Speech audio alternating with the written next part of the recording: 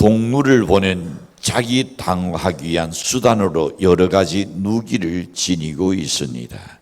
어떤 동물은 이빨이 다른 동물과 달리 아주 강한 그런 이빨을 지니고 있는 동물이 있고, 어떤 동물은 뿔이 아주 달려 있어 가지고 그것으로 자기를 보호하는 것을 봅니다. 어떤 동물은 발톱이 날카로워서 날카로운 발톱으로서 자기를 방어합니다. 또한 어떤 것은 자기를 보호하는 특이한 색깔을 지니고 있어서 적이 오면 그 색깔의 논에서 변화가 일어나는 것을 볼 수 있습니다. 어떤 것은 냄새가 아주 고약하게 풍기는 스컹크가 있습니다. 동물의 왕국을 보낸 여러분, 날들은 냉수가 오면 엉덩이를 뒤로 해서 뒷달로 걷어찹니다. 만약 그 달의 나저는 두개골이 부서진다든지 아니면 갈비뼈가 나갈 정도로 뒷달의 힘이 대단한 겁니다. 사람도 자기를 보호하기 위해서 육체의 단련을 잘 하고 영양식도 건강을 위해서 그리고 여러 가지 다양한 각자의 낳는 노력을 하고 있을 겁니다. 그런데 사람은 육체만 건강하다 해서 되는 것 아닙니다.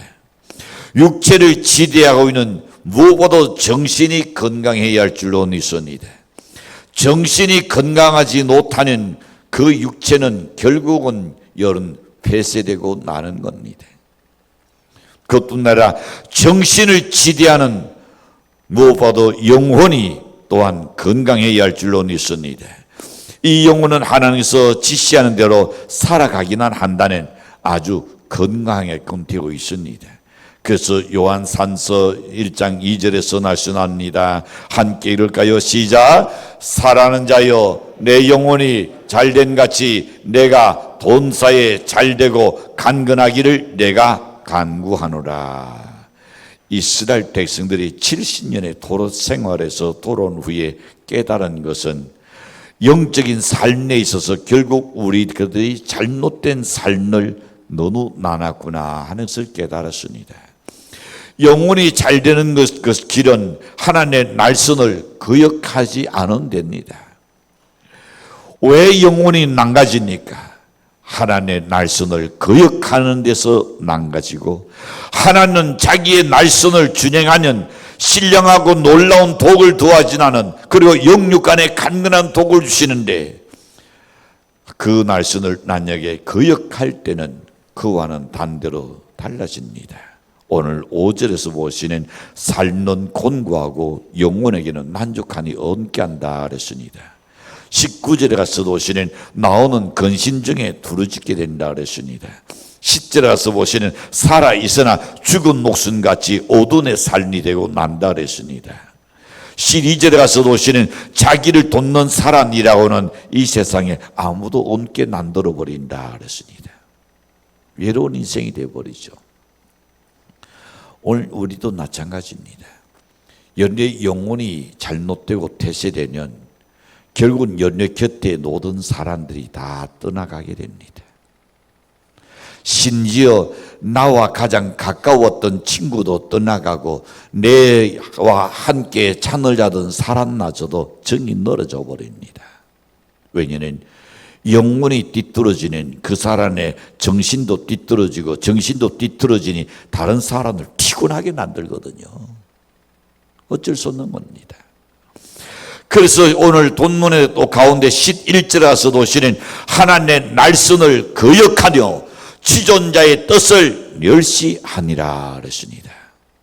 그러나 산호하는 영혼은, 줄인 영혼은 하나님께서 놀라운 은혜를 주시는데 시절을 따라서 열매를 맺게 하시는 소망을 주시고 삶의 힘을 주신다는 것을 약속하셨습니다. 바로 영적인 힘을 준다는 겁니다. 이런 영의 힘을 얻게 되면 영이 정신을 지배합니다. 또한 정신이 육체를 지배하게 되어서 끝내는 승리로운 삶을 살게 된다고 약속했습니다. 사람들은 뭘 먼저 생각합니까? 언제든지 육체를 먼저 생각합니다. 자기 육신, 그리고 내가 본사에 하는 일이 그저 잘 되고 돈도 잘 벌고 평탄해지고 잘 되는 걸 원하고 있습니다. 그 다음에 영원 생각하는지 나는지 모르겠습니다. 그러나 하나님은 그렇게 가르치지 않고 반대로 가르쳤습니다. 네가 네 영혼만 잘 되는 본사는 내가 잘 되게 해주고 네 육체는 내가 건강하게 해준다. 하나님 그렇게 약속했습니다. 여러분, 이런 영의 힘을 우리는 얻어야 할 줄로 믿습니다. 이사야 40장 31절에 가서도 오시는 오직 여호와를 앙망하는 자는 새 힘을 얻으리니 독수리의 날개치니 올라간 같을 것이요 다른 닭질하여도 곤디지 아니하겠고 걸어가도 피곤치 아니하리로다. 영국과 프랑스가 100년 전쟁 중에 있을 때에 기도를 많이 했던 한 여성이 있습니다. 잔다르크죠. 그가 이 어린 이 소녀가 하나님의 날씬의 띠처럼 그에게 지시함을 그는 받습니다. 그는 자신이 하나님의 날씬 따라서 전쟁에 과연 내가 수장으로 나가야 할 것인가, 그렇지 날아야 할 것인가 많이 낭설입니다.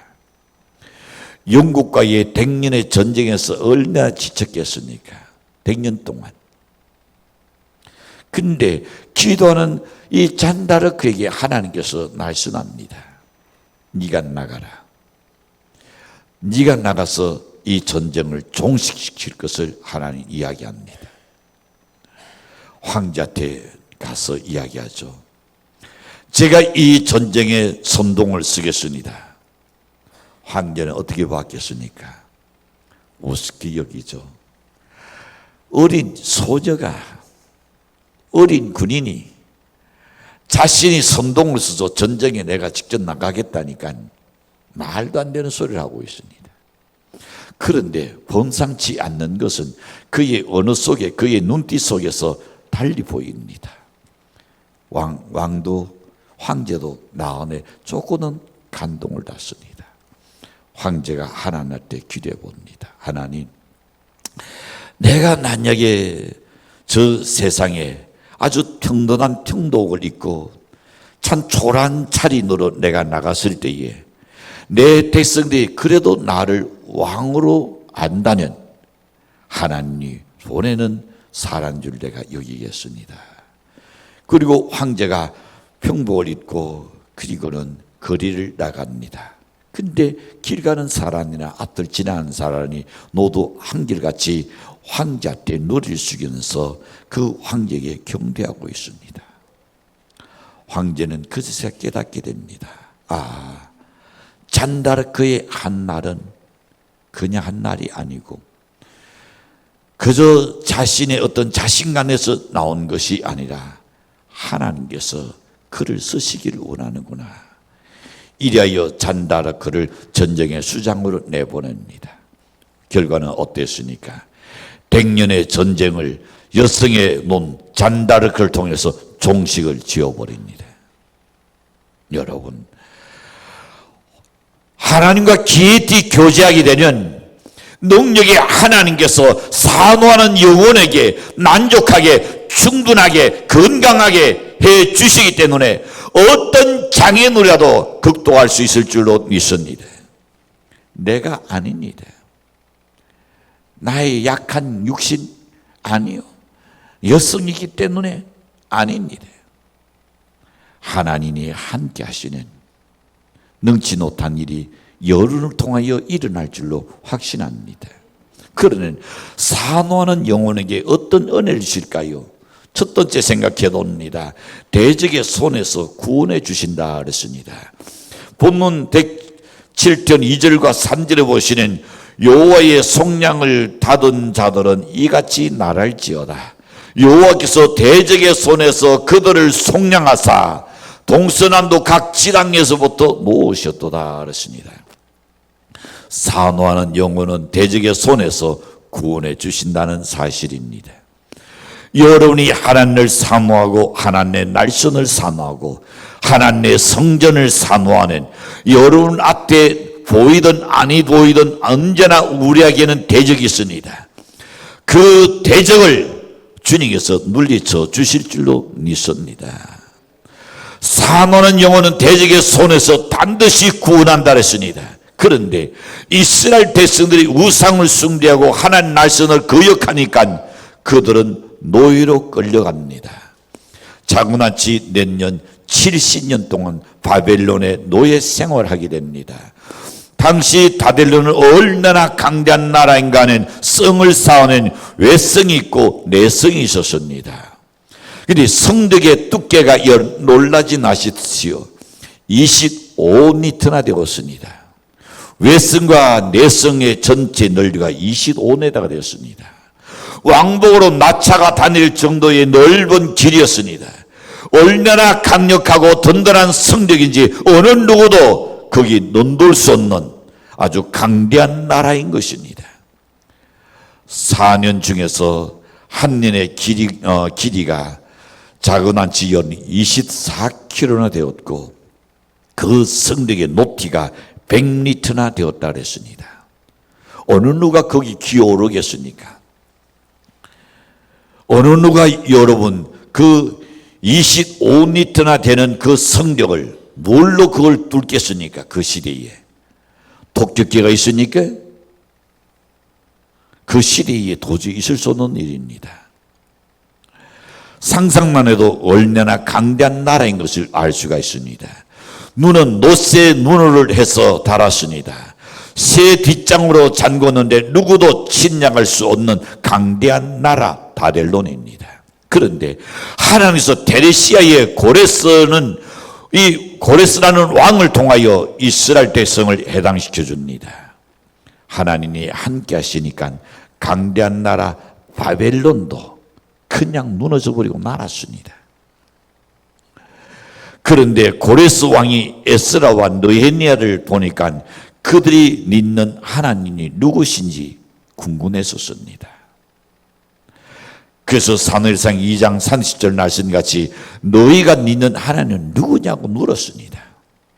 하나님은 살아계셔서 온 천하의 만물을 주관하시고 인간의 생사도를 주관하실 뿐만 아니라 이른 뒤와 늦은 뒤를 내려서 축도해 주시고 기도하시며 자손 만대까지 축도해 주시기를 원하시는 분이라 그랬습니다. 그러나 그분은 존중이 여기는 닫게 하시고 그분을 멸시하면 나도 너를 멸시한다 그랬습니다. 있습니까? 하나님을 존중히 여기면 하나님께서 여러분을 존중히 여겨준다 그랬습니다. 그러나 하나님에 관하여 여러분을 무시해버리고 멸시하면 하나님도 그를 언젠가는 버립니다. 나만 버리는 것이 아니라 우리의 자손까지도 버림을 당하는 겁니다. 이것은 하나님의 진리입니다. 우리 이 민족이 여러분 하나님을 거역하고 멸시함으로 성전이 불타버리고 우리는 이렇게 노예 생활을 하게 됐다는 것을 그제서야 이스라엘 백성들이 깨닫게 됩니다.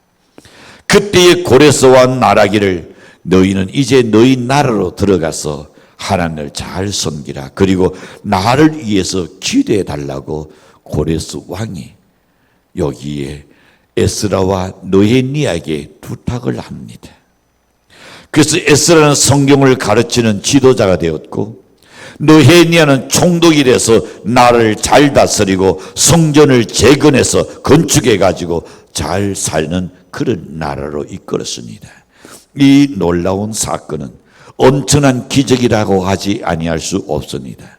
하나님께서 그들의 부르짖음을 들으시고 대적의 손에서 건져내신 줄로 믿습니다. 오늘날 영적으로 여러분 우리를 대적하는 것이 많이 있습니다. 이방 나라 고레스를 통하여 이스라엘 민족을 해당시켜 주셨듯이 하나님의 역사는 실로 놀라운 겁니다. 무슨 일인지 하나님이 함께 해주시니 능치 못한 일이 없을 줄로 믿습니다.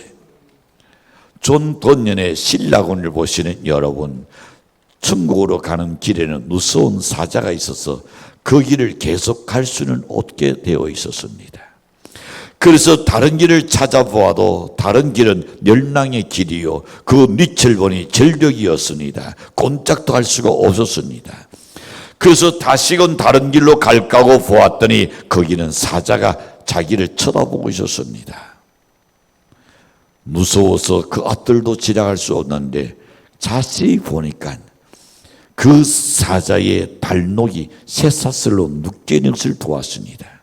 그래서 조심스럽게 그 앞들 지나가는 그야말로 천국을 향하는 길로 가겠더라 그랬습니다.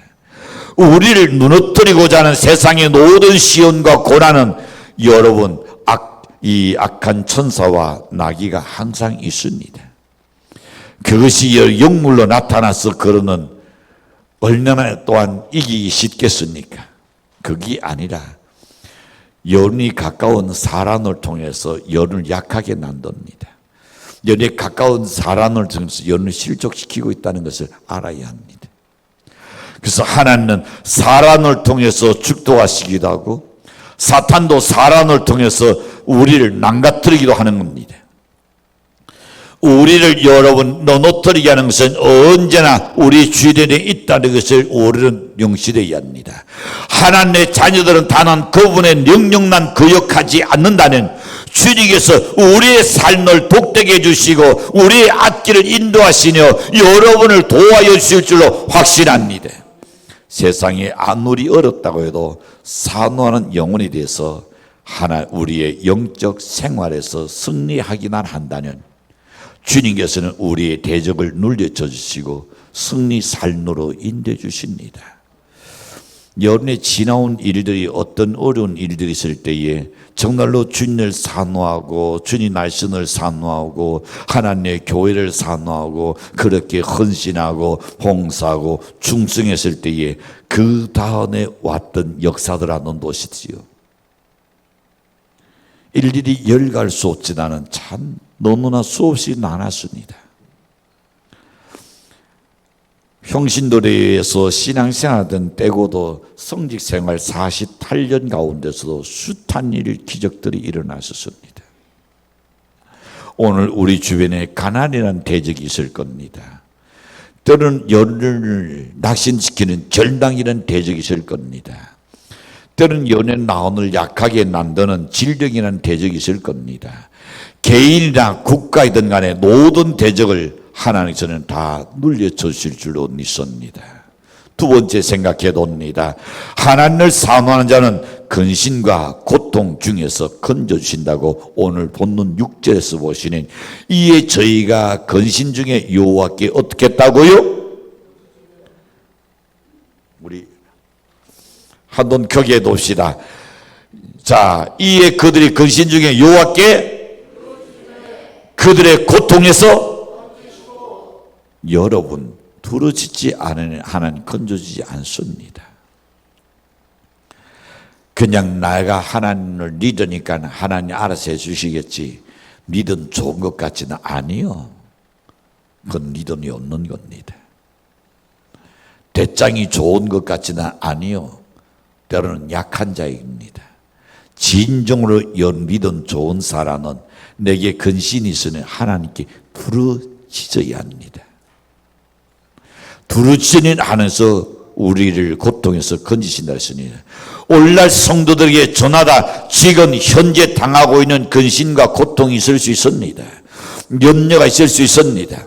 걱정이 있을 수 있습니다. 아직도 해결되지 아니하는 모르는 모든 문제들을 지금 안고 있습니다.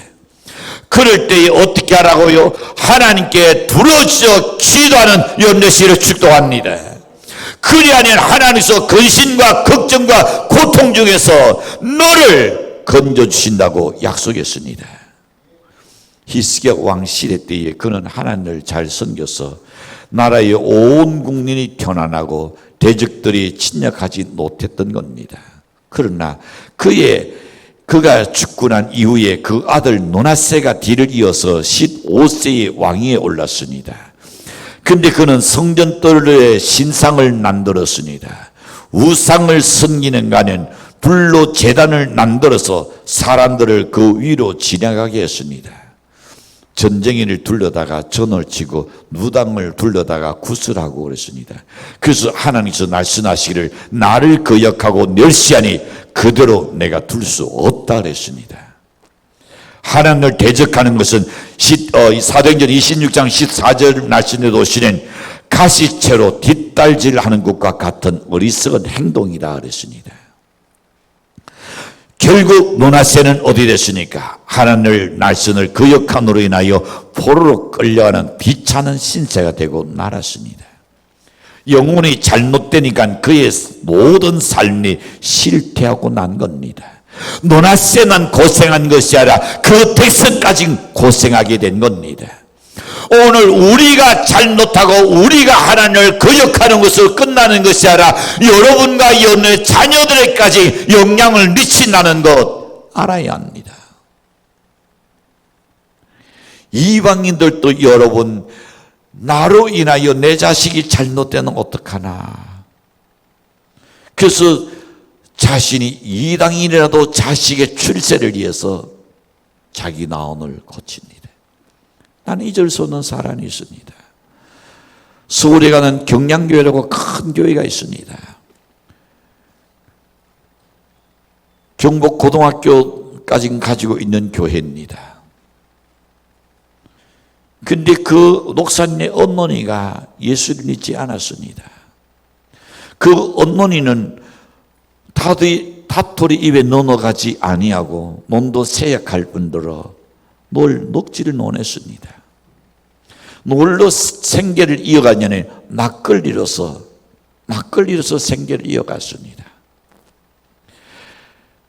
그러니 어머니가 항상 때가 되면 술을 좋아해서가 아니라 일단 살려고 또 들에 나가서 일하기 위해서 막걸리 갖다 놔고 그리고 한 사발씩 마시고 그리고 살았습니다.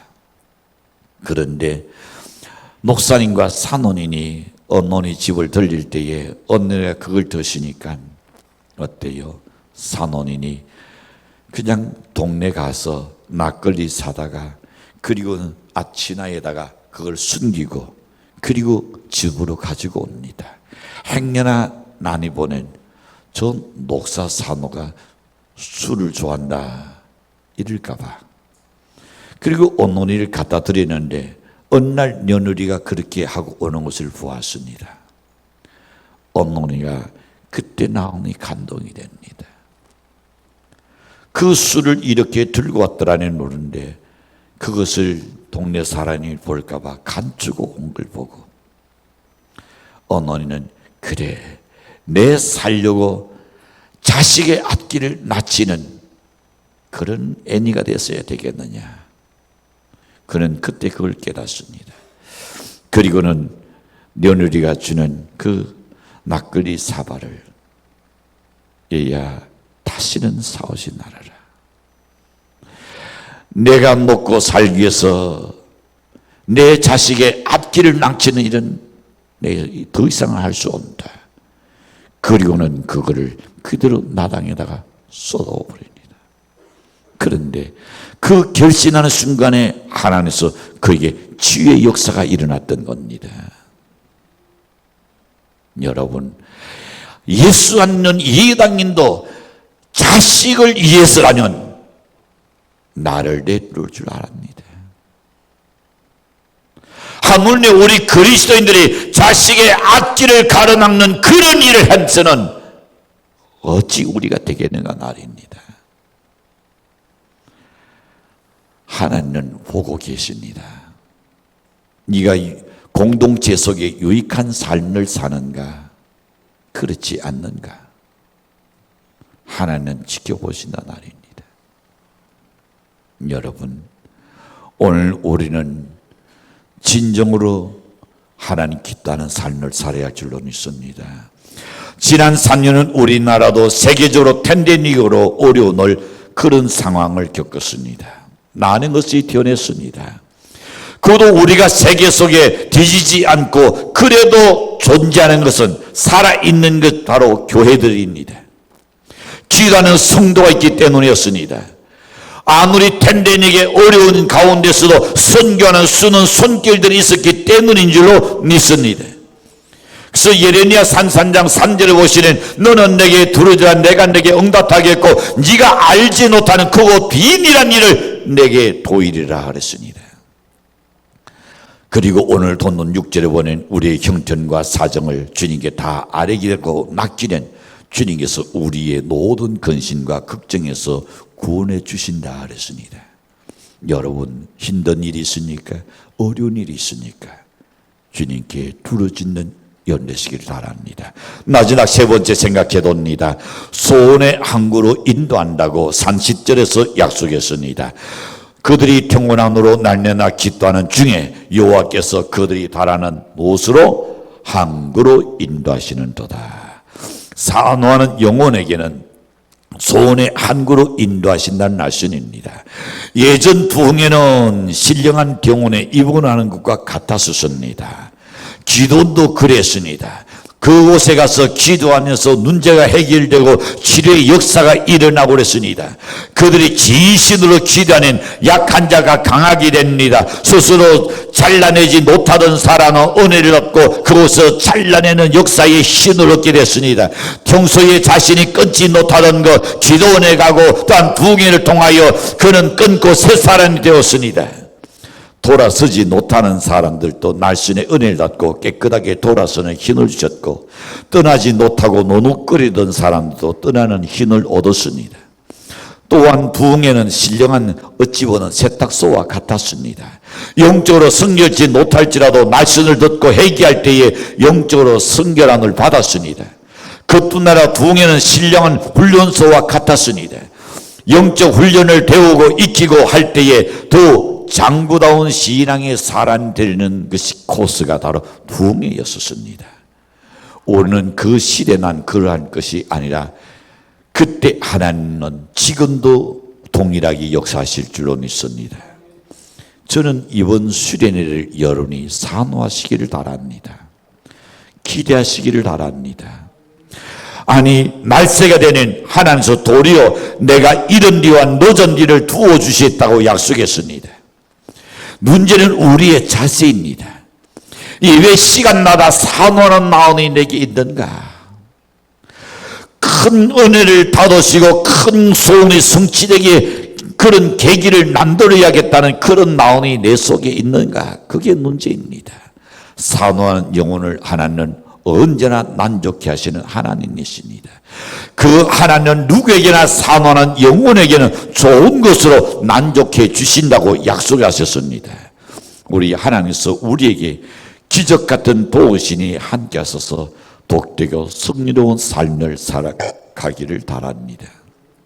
사랑하는 성도 여러분, 산호하는 영혼을 만족하시는 주님께 모든 것을 맡기고 의지하는 주께서는 우리를 대적의 손에서 구원해 주시고 근심과 걱정에서 건져주시고 소원의 항구로 인도하셔서 마침내 우리의 앞길이 형통하고 복되고 승리하게 될 줄로 확신합니다. 기도합니다.